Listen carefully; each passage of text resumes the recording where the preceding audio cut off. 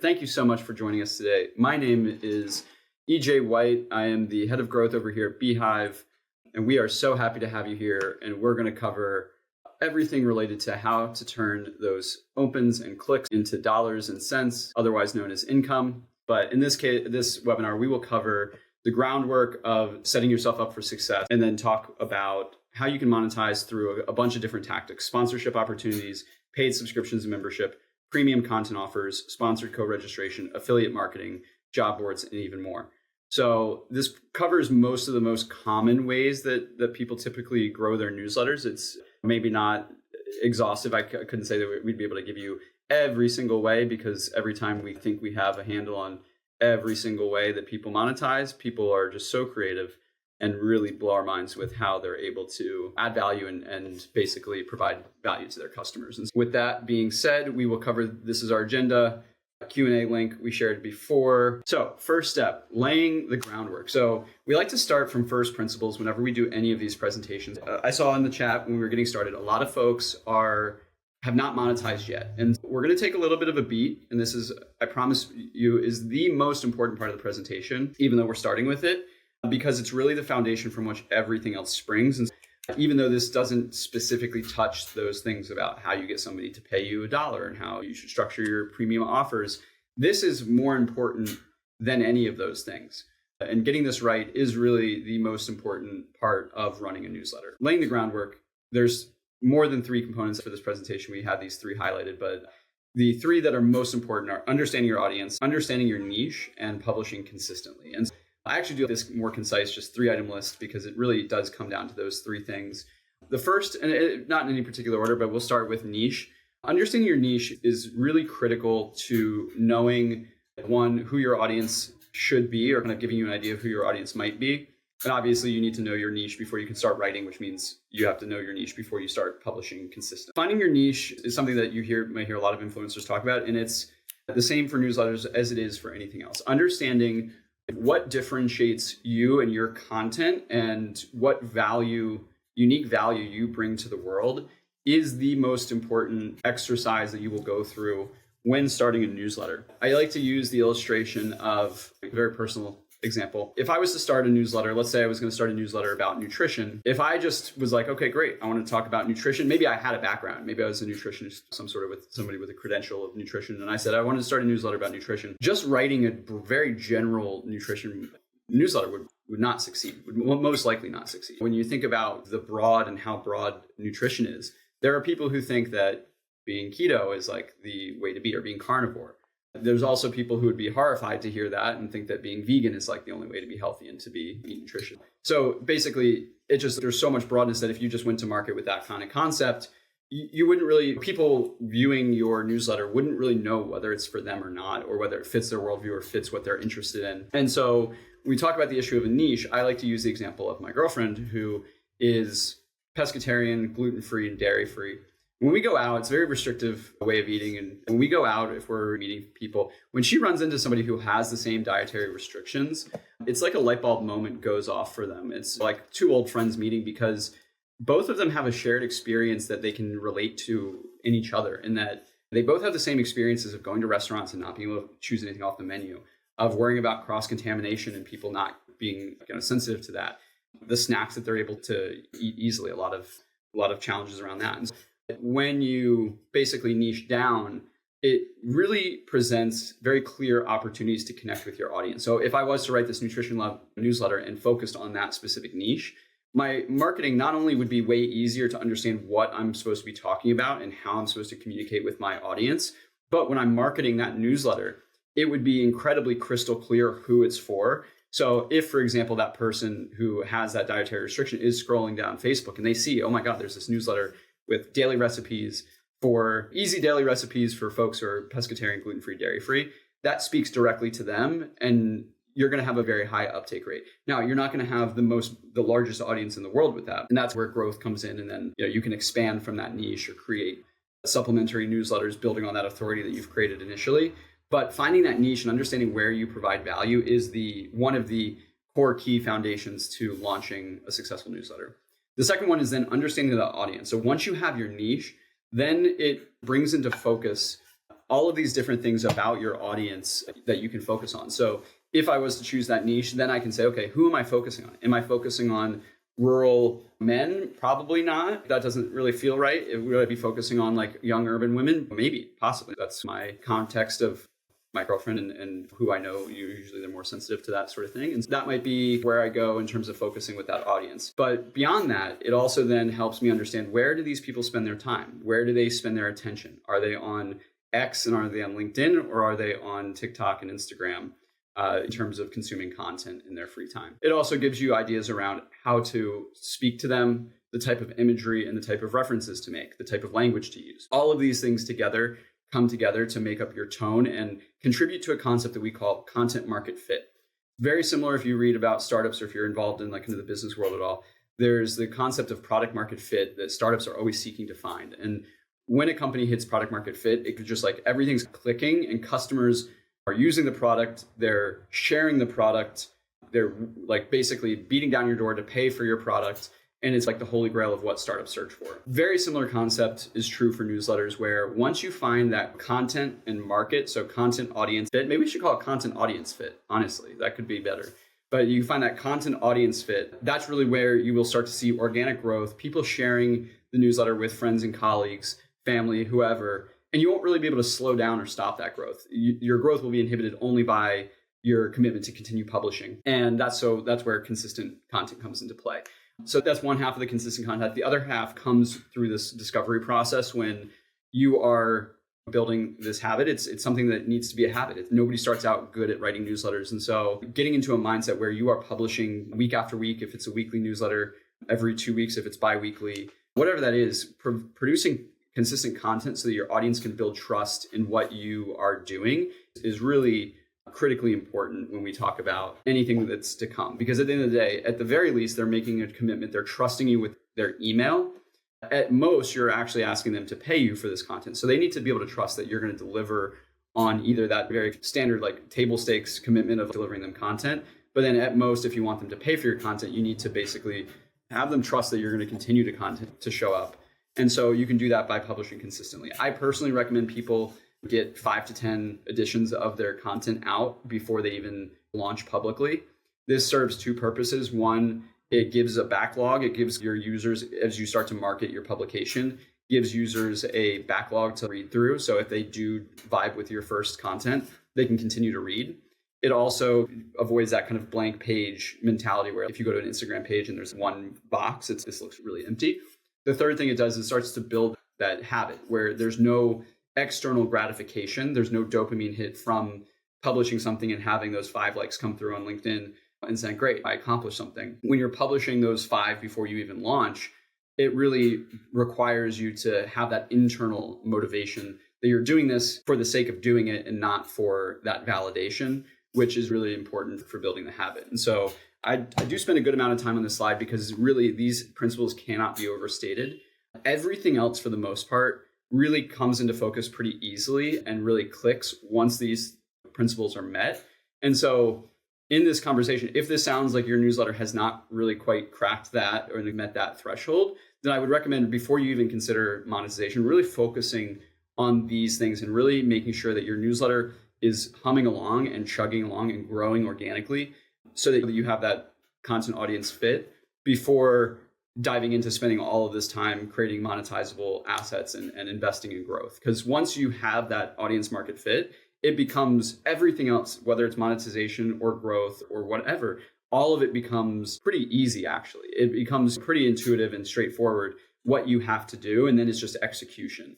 That's when it comes, you're super busy, but it's like a good busy because you just have so much opportunity rather than stress because I'm like, I don't know where I'm supposed to get subscribers from, or why am I not growing more quickly enough? If you have growth problems, the 100% of the time, the solution is revisiting content and finding that content audience fit. So from here, everything that comes from this will assume that you have an audience that is voraciously reading every edition of your newsletter.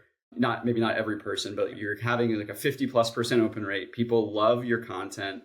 They're sharing it organically.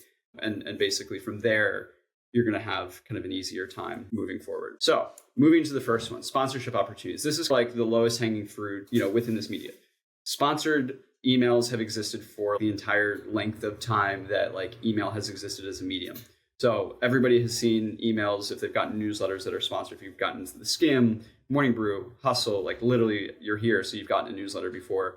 This is the typical kind of monetization experience that you see. So open an email, presented by, sponsored by whoever, and then generally there's going to be either display ads or a native ad placement somewhere within that publication. And so the steps here, basically the considerations are when you launch and you're ready to start monetizing through a sponsorship, these are the 4 different things you're going to be looking at. So how do you find sponsors? How do you craft kind of your sponsorship regime or your program?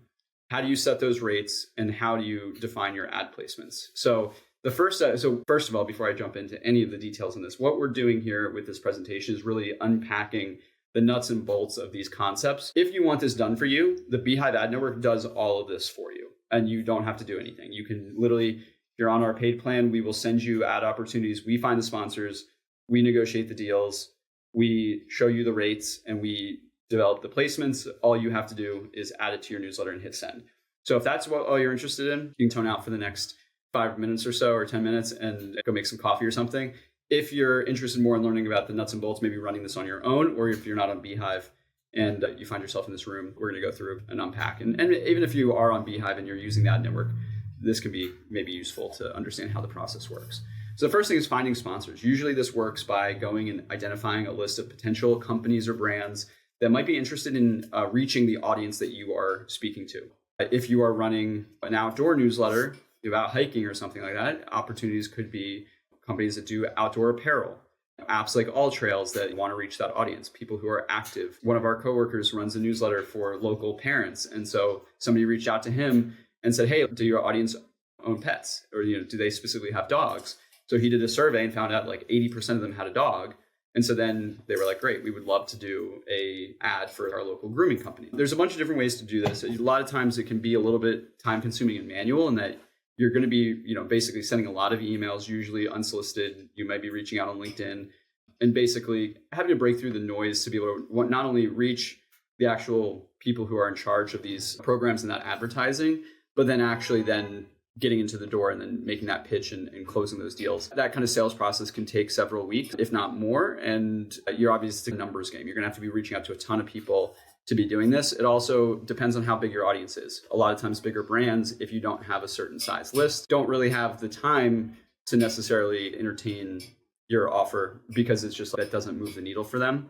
And there are some challenges here, but it's one of the reasons why the beehiiv ad network has been so successful, because we have these tens of thousands of newsletters on our platform where they can just interface with us once and have access to this whole network. But first step, finding sponsorships. The second step is going to be understanding kind of how you're packaging the offers. And within that, maybe we should make these kind of sub bullets, because within the sponsorship tiers is going to be elements of frequency, the rate that you're charging, and then what placements or what inventory you're offering.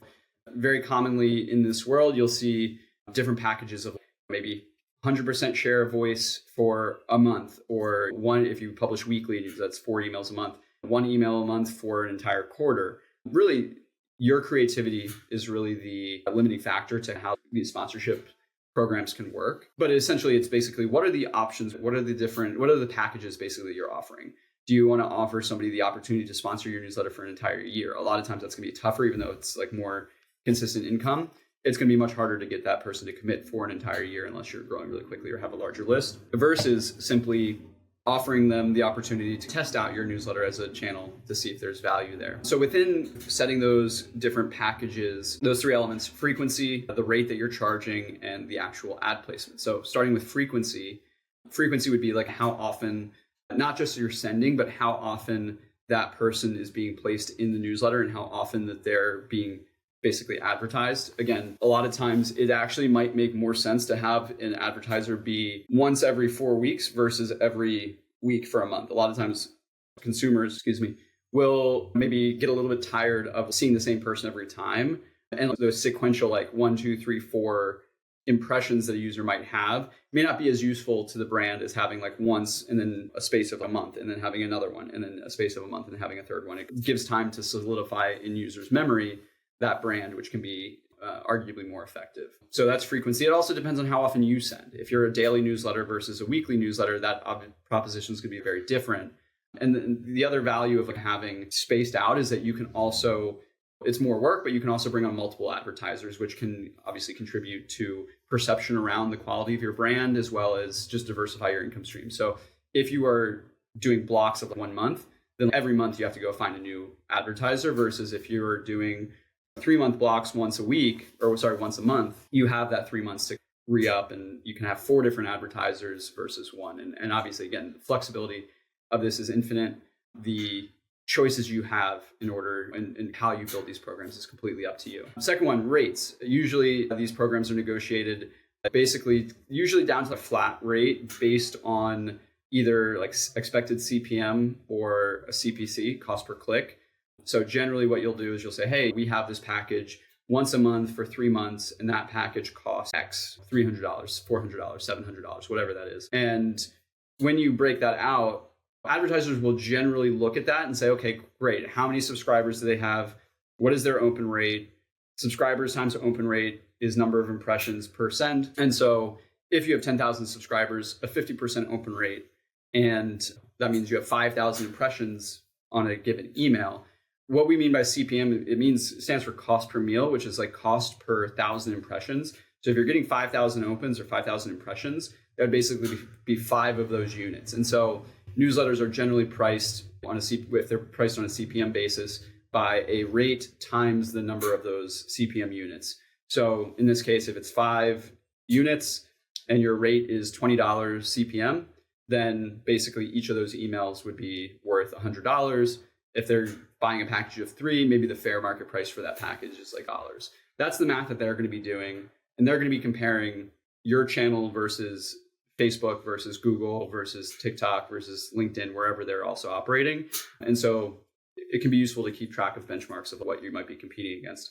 The other model that folks might compare you to is a CPC model. So again, in that same realm, you might give them a flat rate, but they're going to be potentially breaking down by a cost per click, which is how many clicks they get. And so this is measured by your click rate. So number of clicks divided by the number of opens. So in that same scenario, 10,000 subscribers, 5,000 opens.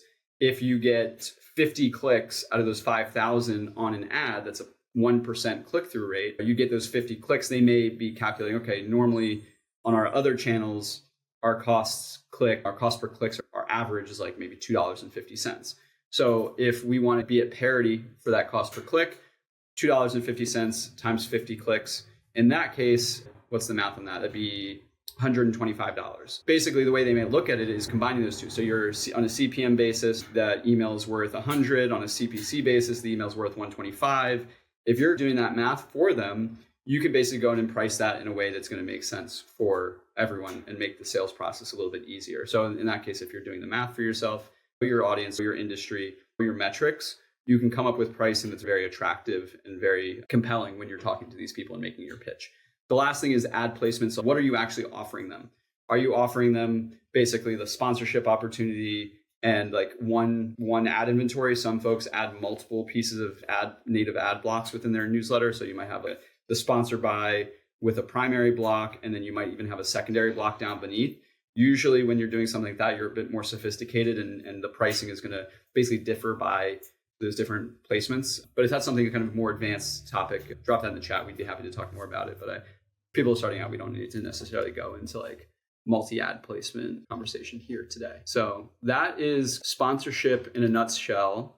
Sorry, Tony's got a question. Yeah, sure. So I'm hearing that there's a question in the chat or questions about how we provision ads. So within our platform, we obviously can see your past performance. We can see how many, like the subscribers number, the count of subscribers that you have. And then through the tags that you set for your publication, we're able to see what your newsletter is about. And the question was like, how does our ad provisioning process work? When an advertiser comes to us, they tell us who they're trying to reach. And then we use these signals that are generated by your newsletters to identify basically newsletters that would be a good fit for that. And so when we find a newsletter that's a good fit, we have a process where basically that fit is found, and then you'll get a notification in your dashboard that you have folks that want to be sponsored. If you give me 1 second, I can show you what that looks like if there's interest in that. Sounds like there might be. So let's see. Okay, we'll just do it up here. All right. So, that's Tyler's stuff. All right, cool. So this is like a test publication. Basically, not a test one. This is one that I run, that I use for demos. You can see in here, basically, when an advertisement opportunity comes along, they basically show up here. It gives you the idea of what the advertiser is, when they want to run who the advertiser is, what they're about, when they want the ad run, and basically what they're willing to pay. You can basically click into here, view expected potential payouts. You can slide this to see what you might get in terms of payouts. You can select the date in which you want to run it. And then we usually provide multiple different variations provided by the advertiser, that multiple different versions so that they fit your actual publication. Within the platform, it's as simple as you come in here within your editor. We have this advertisement widget, so you're just going to drop that. I don't actually have any provisioned right now, but essentially when you have a provisioned ad that's on the calendar, it shows up right here. And then you just basically click it and it inserts a placeholder right there. You can then also add that setting right here to basically have the logo at the top of the newsletter that says presented by, and then the logo of the advertiser. So in terms of actually placing it, provisioning it, placing it, super simple. And the way that these work, there's no bulk provisioning right now. There's no kind of, with regard to what I just was talking about, we talk about making a deal where you're doing like 4 emails or 3 emails a quarter or something like that.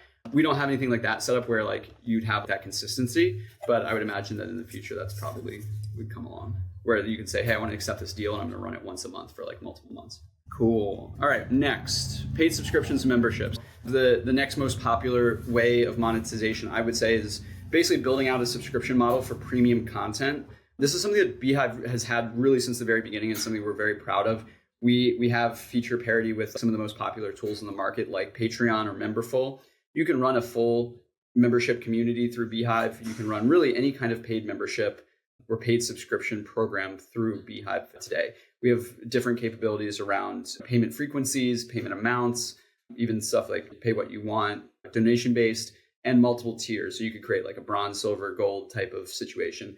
The idea here is to create a subscription model that matches what your audience is willing to pay for and isn't really interested in. So if you have a really rapidly loyal audience, then that might look like creating like a founders program where they're going to pay a one-time fee for lifetime access, versus if you have like more of a mass market newsletter, the willingness to pay of the customer might be a bit lower. So you might do $2 or $3 a month, and basically that works. So it really comes down to the specifics of your content and your newsletter and your audience, of like how you would set up that program and like the details of that subscription model. But the first step is going to be to determine, what does it even look like? How often do I want to charge people?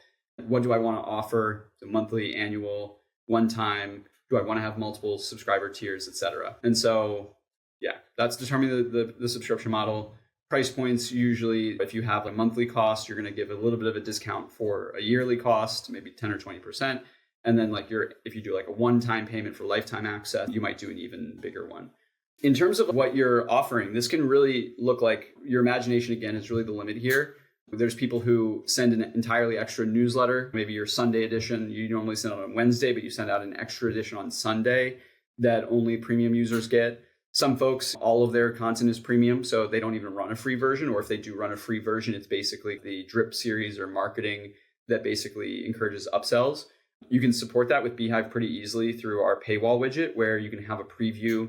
You can have preview text, and then there's this widget you drop in, and everything below the preview is going to be only for premium subscribers, and with a call to action for free users to upgrade, which is actually probably one of the more effective methods, in that you can collect free subscribers through things like ads, and then they're still going to get your emails, but they're going to basically get that preview. And if you are providing compelling content that people are willing to pay for, that curiosity that they're generating in that first part of the email can be powerful enough to get people to upgrade. I've seen that run successfully several times, specifically in like the finance or investing space is very popular. But it doesn't have to be an extra email. It can be access to the web archive. It can be private access to a community that's either something that's off platform. We're going to be building in community support later this year, towards the second half of the year. Really, whatever you want to offer. It could be physical products. You could, when they upgrade, you could send them something. It doesn't really matter. What matters is that the value that you're offering matches what your audience is willing to pay for. And you're able to make that sale. So from there, we have a bunch of built-in features to support this. There's a couple things go into this. One, these programs are not set it and forget it. You have to always be thinking about how you're going to not only upgrade new users through your kind of growing subscriber base, but also retaining users.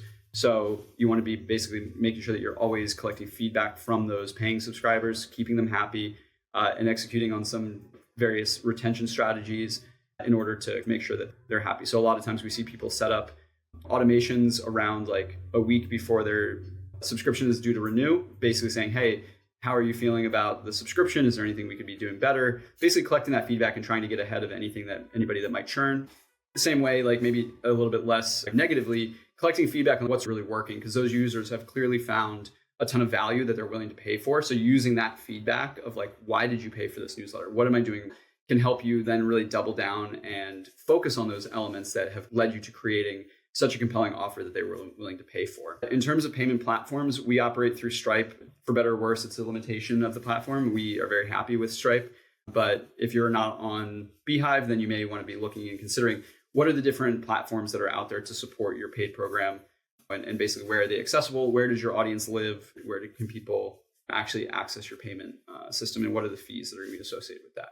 With us, we charge a 0% management fee for the premium subscriptions. The only fee you'll get is not charged by us, it's charged by Stripe. It's like the standard processing fee. But other platforms also may charge you a percentage of the subscription. Substack, for example, is going to charge you 10 into infinity. Basically, whether you're at 1 subscriber or you're at 100,000 subscribers, you're going to basically be paying them a 10% fee for the privilege. So there's that. Premium content offers. This is kind of what that might look like. So in this case, this is an example from Lenny's newsletter. This is an offer that he negotiated with the company Perplexity, which is an AI, one of these large language model tools where you can ask AI questions. But essentially, basically, it's an offer where it's like, if you upgrade to the premium version, you not only get the premium version of the newsletter and you get the premium access, but you're also going to get Perplexity Pro for an entire year, just included in that $20 a month offer. So what does it look like? It can be something like that where you negotiate a deal. Like I said before, it can be content that they're getting that they didn't get before, but bundling packages is something that's really popular these days. But just understanding from engaging with your audience and getting feedback from them on what kind of gets them excited. Your imagination is really the limitation here. This is a newer method that has emerged in the last couple of years, led by companies like us and a couple others. But there's this concept that we call it sponsored co-registration. It's like a very complicated name for just basically saying, hey, I'm going to recommend subscribers to you. And if they subscribe, you're going to give me $1. So you could consider it like a paid referral program or kind of like an affiliate program. But essentially, what we mean by sponsored co-registration is we have a marketplace called Boosts. And all it means is that when somebody subscribes to a newsletter that is using this marketplace, subscriber A signs up to newsletter A. And then after they've subscribed, they're shown this widget to the right that says, hey, the author of newsletter A thinks that you also might be interested in these newsletters. And so these 3 are all sponsored. They have the sponsored badge, but that user then has the option to opt into subscribing to any of these other newsletters. They could subscribe to 3 of them, or they could subscribe to 1 of them, or they could subscribe to none of them. What Boost does is that when a user who's already subscribed to your newsletter subscribes to one of these other newsletters, you get paid whatever the pre-negotiated rate is. Big Desk Energy may be willing to pay you $1.20 for every subscriber that you refer to them. When a user subscribes to your newsletter and then subscribes to Big Desk Energy, you make $1.20. Now, if you're running ads and you're growing at a couple hundred subscribers per month, this can be a very lucrative way to basically either offset the cost of your ads and or basically turn into a profit center for your newsletter. Obviously, with organic growth, organic users are seeing this as much as paid. And so that's where that arbitrage can come. This is like the unlimited money hack machine. This gets into a little bit of a growth lesson here. But if you're running ads on Facebook, it's not uncommon to be able to get a cost per subscriber somewhere around $1, maybe $1.20, maybe a little bit less than $1. If you can do that, and if you're in a niche that supports the cost, some of the more mass market niches will only pay 60 or 80 cents. Some of the more focused ones around business topics might pay anywhere from $1.80 to $3.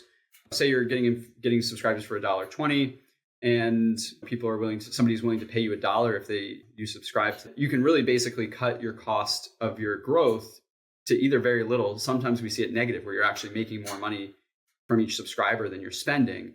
And at the minimum, the goal would be to get to neutral. But in any case, if you can get to neutral, it basically means that your growth is free. You can basically pay and scale that growth infinitely. We actually have something that we haven't actually shared with the public quite yet that I'm going to just call an audible real quick and put Tony on the spot. Tony, if you could grab our Boosts calculator that we just finished yesterday and launched. We haven't even promoted this at all. This is a first time that anyone is seeing this from the public, as far as I know. Tony's going to drop this in the chat, but basically, if you're interested to see how much you might be able to make with Boosts, we built this calculator to basically show you. So you're going to put in your existing number of subscribers. You're going to put in how many subscribers you're growing by per month. Both of these are shown on the dashboard. So very easy to find these numbers. If you're already on beehiiv, you can go to here on the dashboard. And so here, I'll go back to 12 months.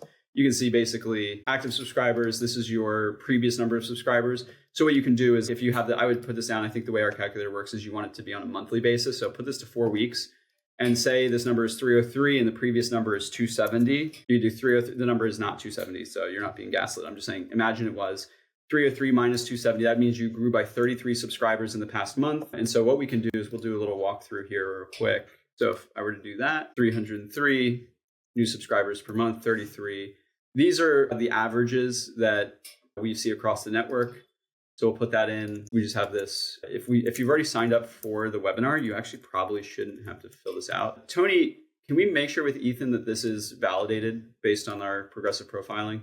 I don't think it is because I filled it out like every time I've done it, but I could be wrong. So from here, basically, it's going to show you what your growth rate is and basically how much, if you implemented Boosts and you continue to grow, how much you could be making per month after 12 months. And so you can play with some of these things. So if your verification rate is higher than normal, verification rate just means that these subscribers that you're sending over are not just legit users, but also are engaging. That's one of the features on the grow side of the marketplace. People who are paying for subscribers only pay for subscribers who are actually active and engaged with their emails. You will not get necessarily the payout on 100% of the folks that click on that, but it's basically the way that we balance the marketplace to make sure that there's like tons of value for both sides.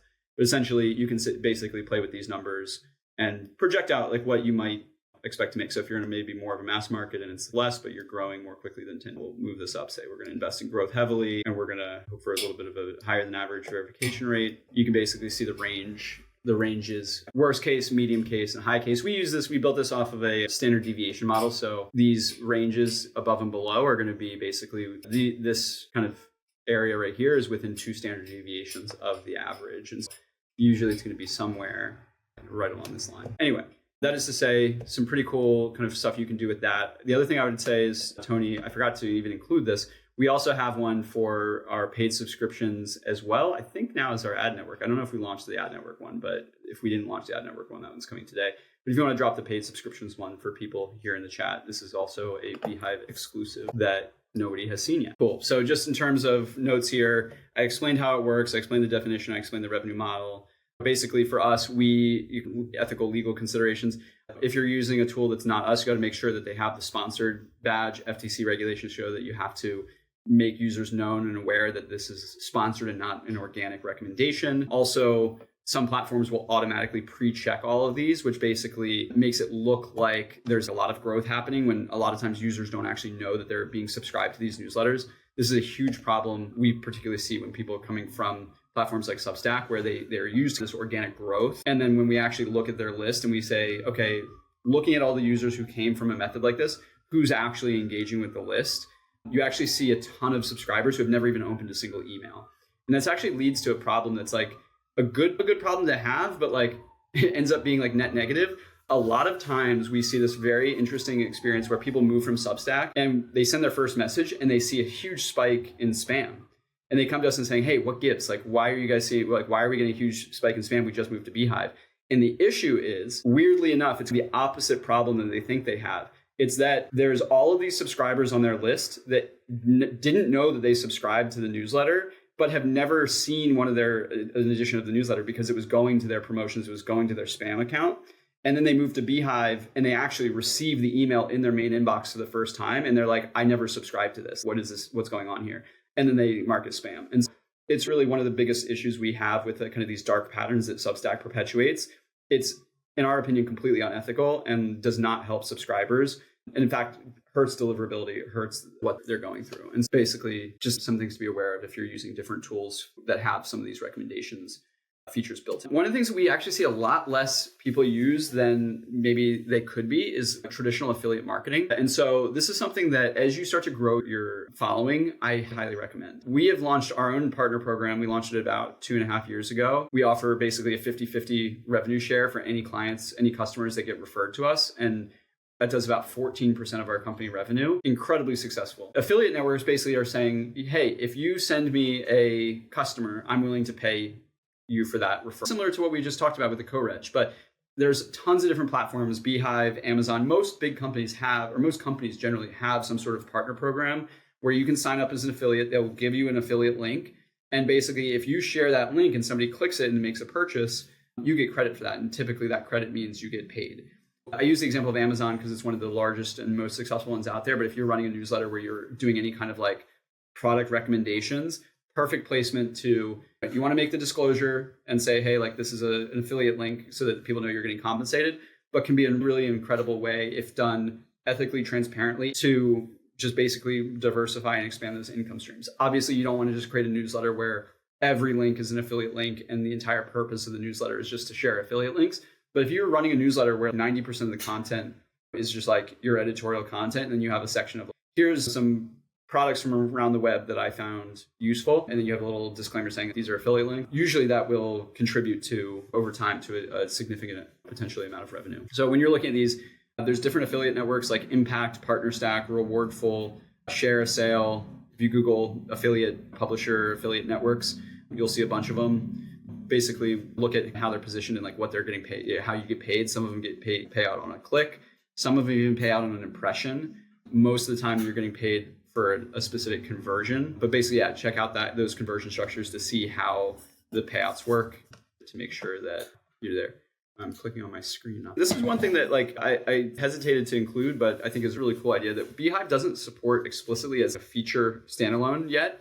But it's something I think is really has a lot of potential, and that is job boards. So a lot of times these are going to work mostly like kind of best for publications where you have a very specific niche and you have a very tight understanding of who your audience is. This is an IT support group, is a newsletter that runs on beehiiv that's targeted IT professionals. It's a very focused group. They have like, when we did the presentation, they had 14,000 subscribers making $80,000 a year. And I don't actually recall whether it's just through ads, but like they would be the example of a newsletter that'd be perfect to have a job board where companies are always looking for talent. It's one of the big challenges that companies face is like where to find and how to get in front of the right talent. And so if you can basically as a company get in front of your exact target audience and potentially the applicant pool, it can be really valuable to be able to pay to get placement there. Basically, if you're running a newsletter where your audience is very tightly defined, it can be very straightforward to then be able to reach out to either recruiters or companies themselves and say, hey, for a rate of X, I'd be willing to place your job in my newsletter as a placement. So you can see how one user has done, I guess this is no desk is remote jobs. You can see how they basically have a section of their newsletter where they feature these remote jobs. User clicks on it, it takes them to the listing. But it's a way that you can, at minimum, run it like a sponsorship program where you're just going to pay to get placed. If you get more sophisticated, and depending on how sophisticated your client is, there is the chance that you can act more as like a recruiter or a headhunter where you can even get commissions on like successful applicants if you're being that core source and they're not just being handed off to someone else. So a cool, unique way that kind of flies on the radar a lot of times. Finally, when we talk about getting paid and monetizing a newsletter, some people have the goal of exiting. So when we say exiting, I mean having your newsletter sold. I've had, over the 3 years I've been here at beehiiv, I've had 4 interns and 2 of them have exited from newsletters they started after they joined beehiiv. One of them still works with us and runs an empire of a bunch of newsletters that he's acquiring and rolling into big ones. I have no doubt that either he'll continue to own that as a cash flowing asset or exit that at some point. But newsletters can be a very lucrative way to basically build up something that you can then sell and make a little bit of money. Now, I'm not talking you're going to make $1 billion on the SaaS startup exit. Most likely that's not, but there's companies like Glossier and I think was it Bet, basically started from media publications like newsletters that then built into e-com brands that then do quite well. So I'm not saying you can't actually build a real substantial like commerce-based company off of a newsletter. You absolutely can. But at a smaller scale, there's actually a lot of users of beehiiv who've like cracked the code of like how to build newsletters, how to attract an audience, how to build their niche. And essentially what they do for a living is they build newsletters, they quality real content, they build up their subscriber base, and then they basically sell them and then rinse and repeat. So in this case, if this is in your future, this is something you're considering, things to consider: valuation basics. Usually this is going to be done on the basis of like your subscriber count and how engaged they are. So common models are going to be a price per subscriber. So we'll pay $4 per subscriber for your newsletter. So if you had 10,000 subscribers, that's probably a little small to sell, but 25,000 subscribers at $4 a subscriber would be $100,000. That's probably a big deal. That's probably not typical. Maybe it's like $2 per subscriber or $2.50 or something like that. It depends on the audience. If it's like a really niche, like B2B, high value newsletter where you're getting like an $80 CPM, like obviously that's going to fetch more than something that's like a meme based newsletter. Who buys newsletters? All kinds of people. You have newsletter operators who want to buy them to fold them into existing portfolios or into existing newsletters. You have people who want to build portfolios of different media properties. You may even have brands that want to expand their marketing into content marketing, but don't necessarily want to start from scratch. There's marketplaces like Deuce and Flippa. Pretty much all of these like digital online marketplaces for buying and selling businesses these days have marketplaces for newsletters. And I think Deuce specifically has like a beehiiv specific section, if I recall. Preparing for sale, just like any kind of company, having all your numbers and your ducks in a row is really important in terms of when you start to enter into those conversations around due diligence. So understanding where your subscribers come from, understanding your numbers, understanding the value of your subscribers, the lifetime value of a subscriber based on the different ways you're monetizing is super important. If you're building to do this, maximizing exit value, focus on niches that are very valuable. And when you say valuable, meaning the folks that you're creating subscribers around are very hard to reach, are high value individuals that are going to fetch like a high CPM. So again, B2B SaaS newsletters, if you can crack that and say you're building a newsletter that's read by 10,000 CMOs, that's going to be super, super valuable, way more useful than a meme newsletter that's read by 10,000 of people that you just don't know who they are. I mean, it's not even that they could be CMOs. It's not that there's anything wrong with the specific people. It's like when you just go broad, it's a much more focused experience. It's a much less focused experience, and that decreases the potential value. Post-sale considerations: once you sell, at least on beehiiv, we can help transition the ownership.